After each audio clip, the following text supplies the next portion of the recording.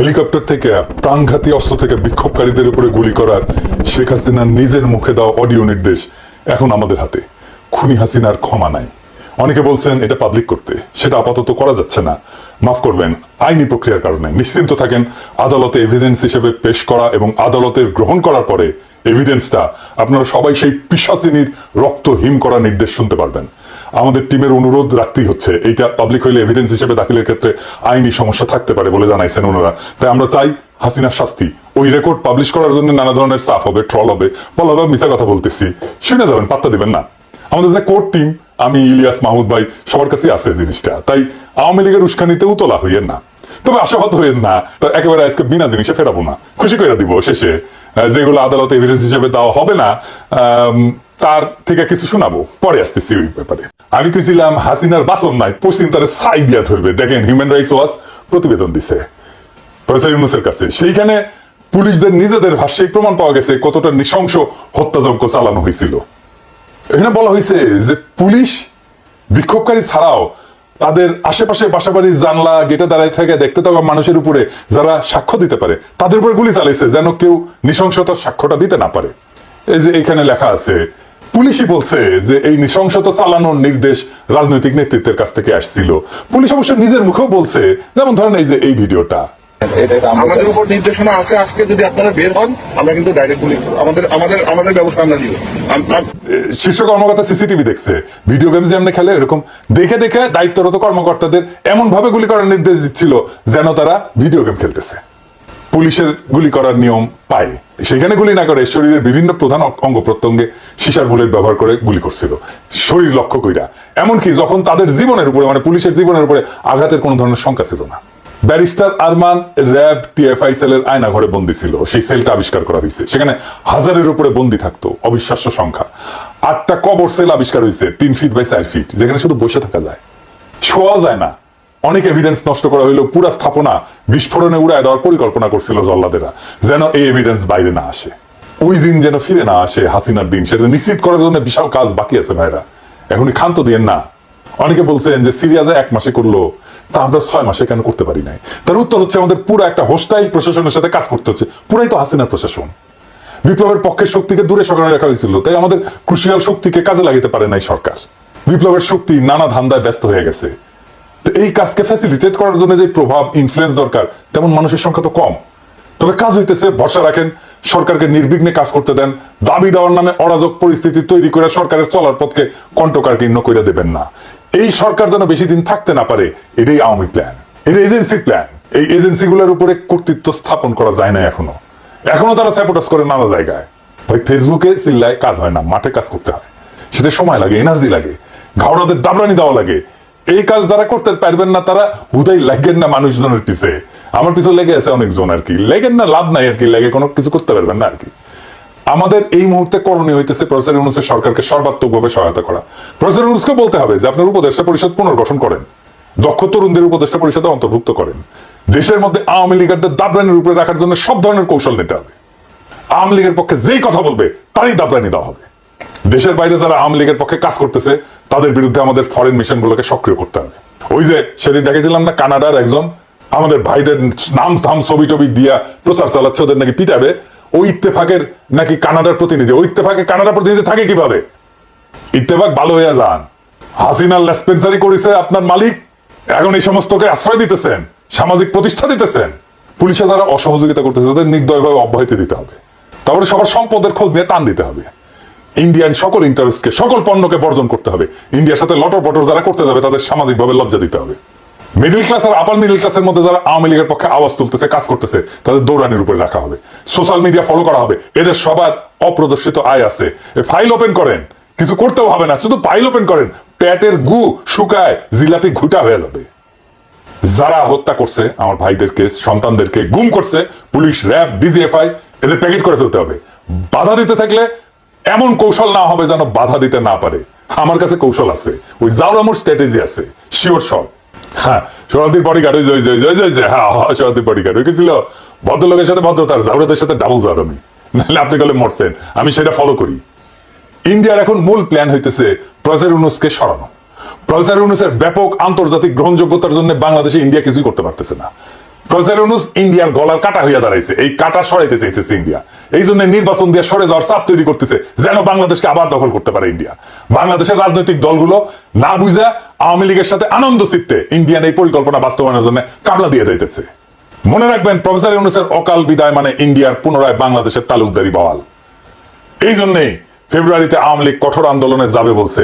আর BNP নাকি সরকারকে সঠিক পথে আনতে আন্দোলনে নামবে। কোন পথে গেছে সরকার? কোন বেপথে গেছে সরকার? সঠিক পথ মানে কি?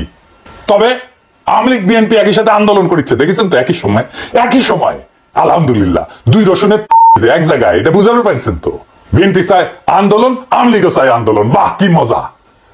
সরকারকে নাকি নির্বাচনে বিলম্বের যৌক্তিকতা তুলে ধরতে হবে, তাই নাকি? বহুত খুব সালাউদ্দিন সাহেব, আমরাই সরকার, এটা আমাদের সরকার, আপনার না হইতে পারে, আমরাই দিব যৌক্তিকতা। ড্যাং ড্যাং করতে তো গেছিলেন ক্যান্টনমেন্টে যে সরকার গঠন করার জন্য। এখন সরকারকে অন করেন না, এখন সরকার আপনার না, আমাদের সরকার, আপনার না হইতে পারে, তবে দিব, আমরাই দিব যৌক্তিকতা। আগামীকাল দেই, মাইনে নেবেন আমি শিওর। একটা দিন টাইম দেন, মেলা কাজ করা লাগিচ্ছে তো, একটা দিন টাইম চাচ্ছি, খুশি করে যৌক্তিকতা দিয়ে দিবনি, আমি দিবনি। জানেন তো সালাউদ্দিন ভাই, আমার যুক্তি গলে শিওর শর্ট। সরকারের দিকে বাউন্সার সুইডেন না, প্রত্যেক বাউন্সারে সক্কা হাকামুখ প্রমিস করলাম। এবার আসেন, কইছিলাম না খুশি করে দিব, আসেন খুশি করে দিই। হেলিকপ্টার কোন কোন দিক দিয়ে গেছে আর কই কি হত্যাযজ্ঞ চালাইছে, এটা কেমনে বের করা হয়েছে জানেন? এটা রিক্রিয়েট করা হয়েছে কেমনে জানেন? ক্রুজার ছিল, তাদের সকলের পকেটে মোবাইল ছিল, নিজ দিয়ে উড়িছে, আর মোবাইল গুলো কাছের টাওয়ার থেকে সিগন্যাল নিছে, আর বেচারারা মরিছে। ছবির মতো রিক্রিয়েশন হয়েছে আর কি, নিজে থেকে হয়েছে ভিডিও, অসংখ্য সিসিটিভি ক্যামেরার ফুটেজ। মুগ্ধর ভাইয়ের কাছে কয়েকটা বাইট আছে ফুটেজ, মুগ্ধর গুলি খাওয়ার যে রিক্রিয়েশন ওর বড় ভাই নিজের হাতে করেছে। কলে হাসিনা সবার কল রেকর্ড করার জন্য এনটিএমসি করেছিল। 5 তারিখ সন্ধ্যায় পুরা রেকর্ড ডিলিট করার নির্দেশ দিচ্ছে এক ব্রিগেডিয়ার জেনারেল। আইজার নাম কইলাম না, ব্রিগেডিয়ার সাহেব ভালো হয়ে যান, মুছে বলে দিছে সব। আমাদের কাছে স্বীকারোক্তি আছে কে বলছে মুছে দেওয়ার জন্য। আদালতে দাখিল করা হবে এমন সাক্ষ্য প্রমাণ নষ্ট করার জন্য জেনারেল সাহেব আপনি আদালতে উঠবেন, লিখে রাখেন। তবে সেই সব রেকর্ড উদ্ধার হয়েছে আলহামদুলিল্লাহ। সমস্ত টেলিফোন কল টেরাবাইটের পর টেরাবাইট, ওই সময় ডিটেইল অন্দরমহলের ঘটনার ছবির মতো রিক্রিয়েশন করা সম্ভব হইতেছে। আমি শুনেছি একের পর এক, প্রথমে শুনেছি দরবেশ বাবুর কল রেকর্ড গুলা, এই যে খুচরা কল রেকর্ড, ছোট ছোট ছোট ছোট মেলা কল রেকর্ড প্রচুর। এর মধ্যে অনেকগুলো এভিডেন্স হিসেবে ইউজ করা হবে, তো যেগুলো আমরা এভিডেন্স হিসেবে ইউজ হয়তো করবো না, সেগুলোই শোনাই। হ্যাঁ এজিৎ সাহেব, শোনান না কয়টা। আচ্ছা ঠিক আছে স্যার ওরা আবার আসছে এটা করতে, তো এর মধ্যে আর্মি নাকি একবার ছিল, তখন এখন কি অবস্থা হয়েছে ভাই? আমার তো ডিটেল দরকার নেই। এখন কি অবস্থা হচ্ছে? 100+ লোক ভেতরে, দরজা ভেঙে ভেতরে ঢুকছে, গেট ভেঙে মেইন গেট। এখন হচ্ছে ওরা আগুন দিচ্ছে আমাদের র মেটেরিয়ালস গুলো। আর্মি আসে না, আর্মি তখন হয়তো একবার আসছিল, বাট ওরা আবার চলে গেছে। এখন নতুন হচ্ছে বাঞ্চ আসছে, এখন নতুন করে হচ্ছে আবার জড়ো হয়েছে। শাকিল, ওখানে কি অবস্থা? ওখানে হ্যাঁ, ওখানে ওই খাতারের ওখানে ওরা স্টে করতেছে, আর মাঝে মধ্যে ড্রোন পাঠাচ্ছে উপর দিয়ে, এবং এখন একটু পিছনে উঠে আছে, বাট স্টে করতেছে ওখানে এখনো। এই কথা বললাম, বলবো যে এখনো ওরা স্ট্যান্ড নিয়ে আছে যে আবার ডুববে। শাকিল স্যার, আপনি আলাউদ্দিনকে চেষ্টা করতেছিলেন, পিপি কিছু ভাঙছে ভিতরে, তারপরে এখন সানসিটির থেকে এসে আমাদের পার্কে 2 নম্বর গেটে এখানে আসছিল, তো পুলিশ কিছু ছত্রভঙ্গ করছে ওখান থেকে, তো ওখান থেকে সরে গেছে এখন আপাতত। এরা কারা ছিল? এরা স্যার ওই বাইরের, মানে এরা তো কোনো ছাত্র না, বাইরের এরা। না ছাত্র না তো বুঝলাম, কিন্তু আমাদেরটাকে কেন টার্গেট করতেছে? নিশ্চয়ই প্ল্যান করে টার্গেট করতেছে। এটা তো স্যার এই মুহূর্তে আমি বুঝতে পারছি না। চলে গেছে, হ্যাঁ ওদেরকে পিছায় হটাইছে এখন। আর আমি স্যার আছি ঢাকা অফিসে আজকে। ঠিক আছে, জি স্যার, আপনি ফলো করেন, তাই আমাকে জানাতে থাকেন। জি আচ্ছা স্যার, জি হ্যাঁ স্যার। আসসালামু আলাইকুম স্যার। স্যার ভালো আছেন? স্যার আলহামদুলিল্লাহ স্যার। আচ্ছা, ওই আইএফআইসি তে তো আপনি মঞ্জুরকে দিয়ে দিয়েছেন, স্যার স্যার স্যার রাশিদকে দেবেন না? রাশিদকে দিয়ে দেন স্যার। একটু আমাদের স্যার হলো কি, ওই যে এরা যারা ছিল, মানে যেমন স্যার ওই যে এই এগুলো আমাদের মানে এফডির পজিশনের এগেনস্টে, আর ফাইন্যান্সিয়াল ইনস্টিটিউশন ডিভিশনে যারা, ওদের এগেনস্টে আবার ফাইন্যান্সিয়াল ইনস্টিটিউশন দিতে হয়, মানে এরকম একটা আছে। তো একজন করে স্যার দিচ্ছি, আমি দিব না সেটা বলি নাই। না, আপনি রাশিদকে দিয়ে দেন, আমার রাশিদ দরকার আব্দুর রহমান। আর থার্ড ম্যান যে আরেকটা তো মুস্তফাও তো এখন চলে যাবে। স্যার ওরা তো হ্যাঁ ওর তো বোধহয় আরো কিছুদিন সময় আছে স্যার। অক্টোবরে চলে যাবে। বললে স্যার আমরা আমার মনে হয় স্যার যদি আপনি যদি স্যার এফআইডি থেকে কাউকে চুজ করেন তাহলে একটু সুবিধা হয় আর কি। কারণ এরা তো স্যার এই যেমন স্যার যে যাদের এগেনস্টে দিচ্ছি অন্যান্য তো এফআইডিতেই ছিলেন আর কি, আমাদের জাফর ইকবাল স্যার, কামনা ম্যাডাম, এটা ওইটা হলে স্যার ভালো হয়। না আপনি ওটার জন্য আপনি এক্সেপশন করে দেন, আপনি দুইজন ফাইন্যান্স থেকে দেন, একজন ব্যাংকিং থেকে দেন। আচ্ছা ঠিক আছে স্যার, এটা সময় করে করে দিন। আপনি এক্সেপশন করে দেন, বিকজ আমার জন্য is very important. I want the right. না আপনি যাদেরকে পছন্দ করছেন ওরা হচ্ছে বা খুবই ভালো স্যার, এটাতে কোনো এটাতে কোনো ইয়ে নাই স্যার। ঠিক আছে স্যার, আমি okay okay thank you thank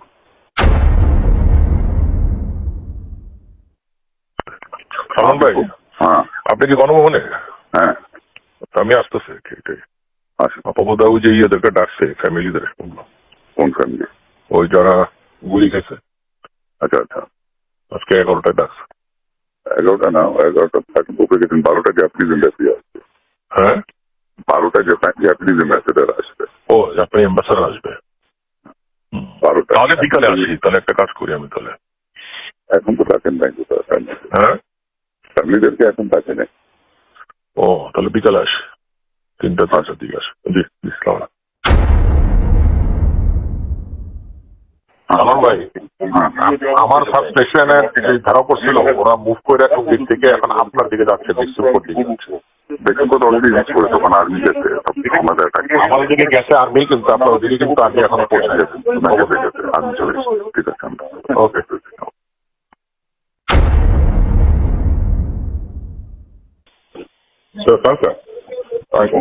আচ্ছা আরেকটা, ওই আপনারা যে ন্যাশনালাইজ ব্যাংকে কি ডিএমডি প্রমোশন হচ্ছে নাকি? না স্যার, এখনো ধরা হয়নি। ধরা হয়নি, কবে ধরবেন? লিস্টগুলি চাইছেন নাকি? ব্যাংকগুলি থেকে লিস্ট গেছে আপনাদের কাছে, তারা এলিজিবল? হইতে পারে, কিন্তু হ্যাঁ এখনো প্রসেস শুরু হয় না এইভাবে, এত চিন্তা ভাবনা। ও আচ্ছা, ওরা নিজেরা হয়তো লিস্ট দিচ্ছে।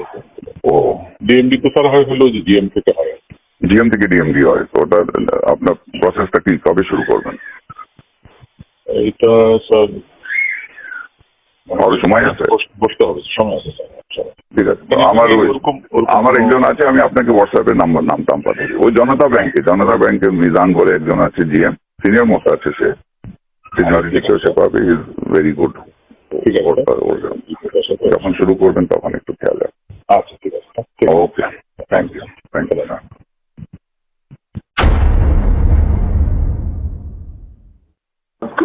हाँ अस्सलाम Salman, Bindur is in Mulri Bazar for a local meeting with all the MPs and all that. Okay, Can you meet tomorrow? हाँ sure, give me a call tomorrow. Okay, ঠিক আছে। জি সালমান ভাই।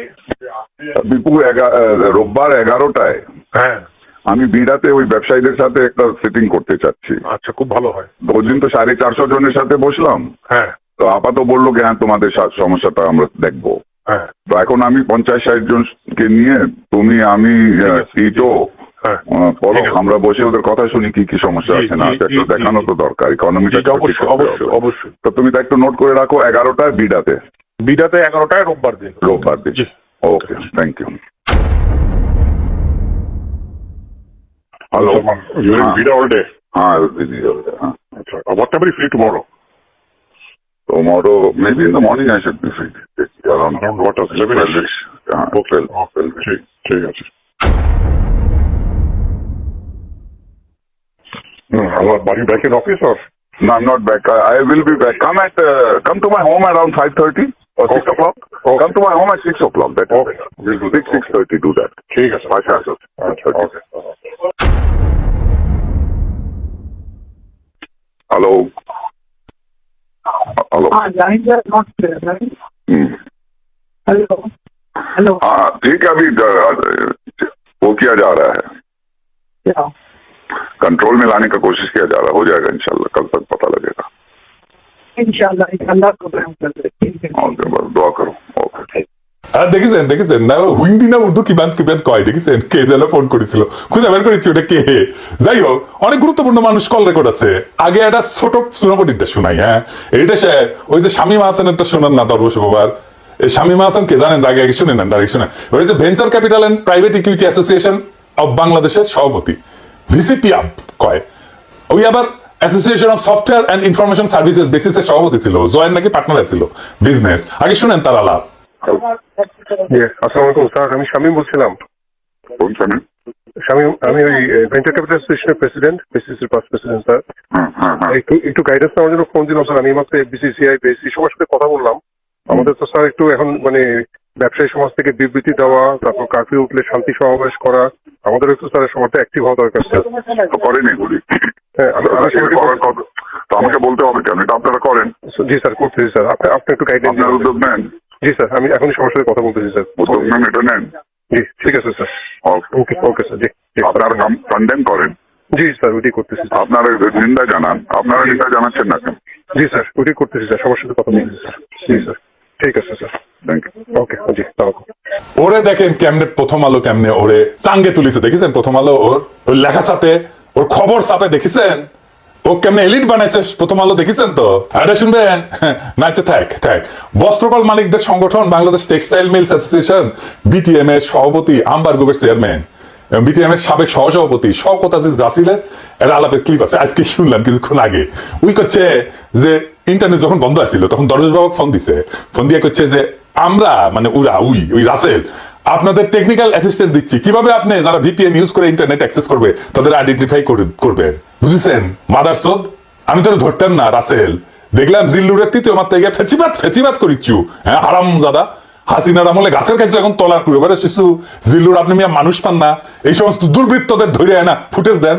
তৃতীয় মাত্রায় কোনোদিন একজন গার্মেন্টস শ্রমিককে আনিছেন, কাজের বুয়াক ডাকিছেন, রিক্সাওয়ালাক ডাকিছেন, কৃষক ডাকিছেন, খালি বড় লোকার এলিট। হ্যাঁ ওদের খুব ভালো গন্ধ না, ওদের তো দুর্গন্ধ। ওই হারামজাদাদের কাছে আমাদের দেশের কথা শোনা লাগবে কা? যখন ওই যে এনটিএমসি তৈরি হচ্ছিল তখন যারা এই কল রেকর্ড করেছিল আর কি শুনেছিল, তারা প্রেমিক প্রেমিকার নাকি রসালো প্রেমময় আলাপ আলাদা করে রেকর্ড করতো, আর ওটা শুনে নাকি লাগতো। আর দেখেছেন আমার কি করা লাগিছে দেখেছেন? শালা দরবেশ বুড়া বেটা খাটাস ভালো করে বাংলাও খবর পারে না, উহুর সব অশ্লীল ফোন আলাপ শুনে ট্রান্সক্রিপ্ট করা লাগিচ্ছে কোন টাইমে কি ঘটেছিল। আমার উপরে এই খাইস্টা কাজের ভার কেন দাও খোদা তালা? বারে কেন আমার উপর কেন? আর মানুষ পান নাই, বারবার শুধু আমার উপরেই কেন?